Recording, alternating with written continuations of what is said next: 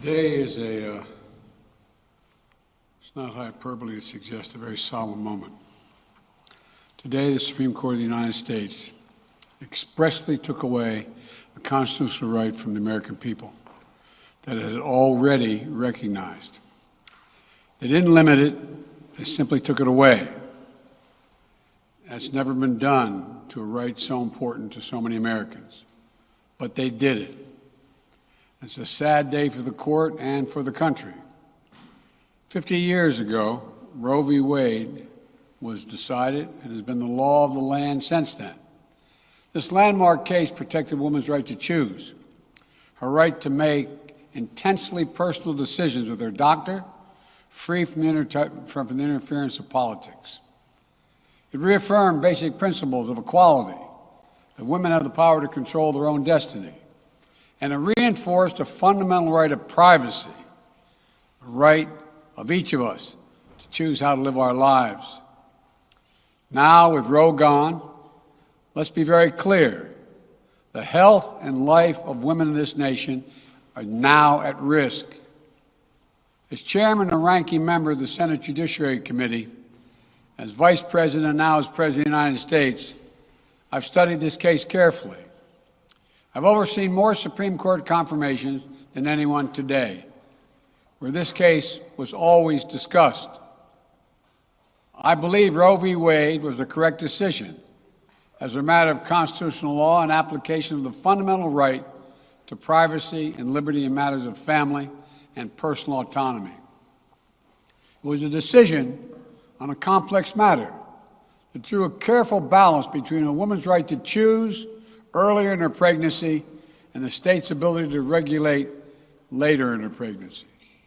A decision with broad national consensus that most Americans of faith and backgrounds found acceptable, that have been the law of the land for most of the lifetime of Americans today.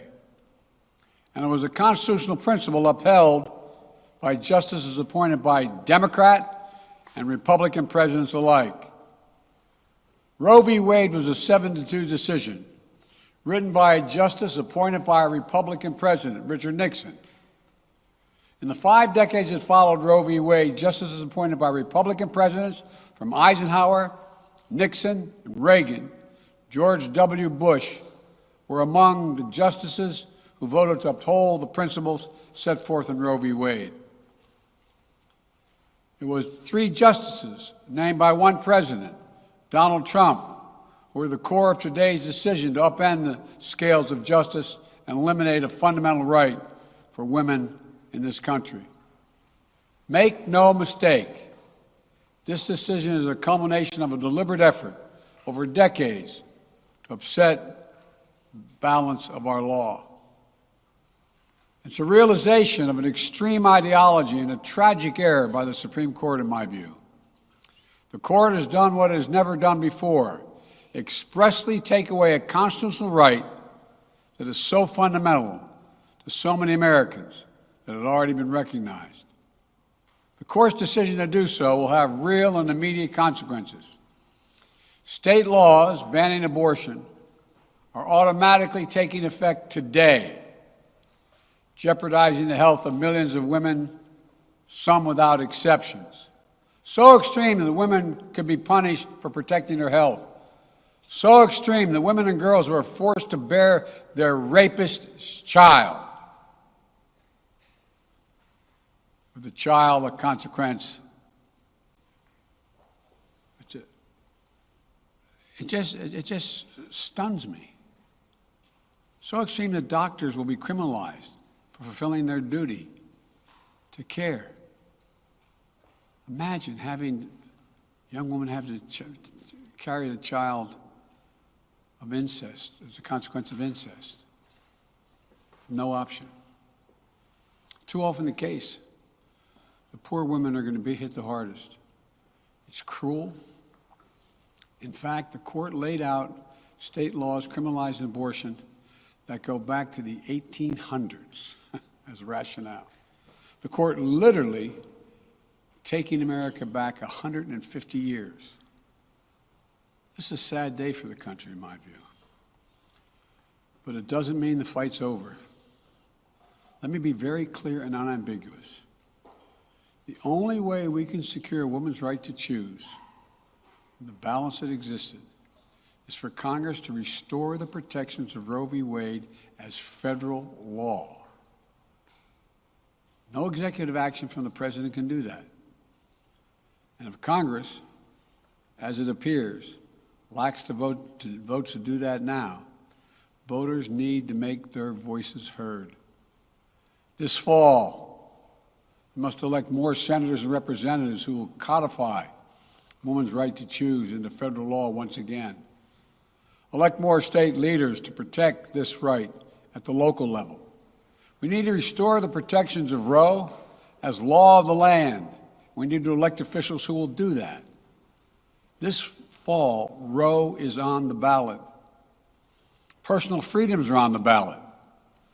The right to privacy, liberty, equality, they're all on the ballot. Until then, I will do all of my power to protect a woman's right in states where they will face the consequences of today's decision. While the court's decision cast a dark shadow over a large swath of the land, many states in this country still recognize a woman's right to choose. So, if a woman lives in a state that restricts abortion, the Supreme Court's decision does not prevent her from traveling from her home state to the state that allows it. It does not prevent a doctor in that state from treating her. As the Attorney General has made clear, women must remain free to travel safely to another state to seek care they need. My administration will defend that bedrock right.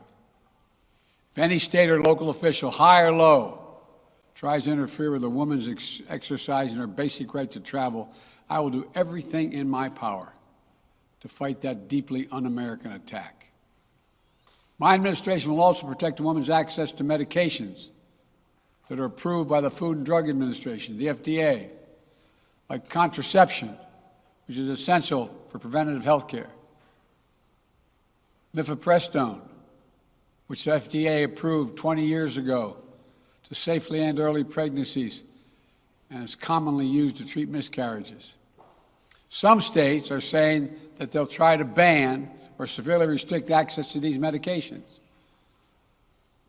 But extremist governors and state legislators are looking to block the mail or search a person's medicine cabinet or control a woman's actions by tracking data on her apps she uses are wrong and extreme and out of touch with the majority of Americans. The American Medical Association, the American College of Obstetricians and Gynecologists, wrote to me and Vice President Harris stressing that these laws are not based on evidence and asking us to act to protect access to care. They say by limiting access to these medicines, maternal mortality will climb in America. That's what they say. Today, I'm directing the Department of Health and Human Services to take steps to ensure these critical medications are available to the fullest extent possible. And the politicians cannot interfere in the decisions that should be made between a woman and her doctor.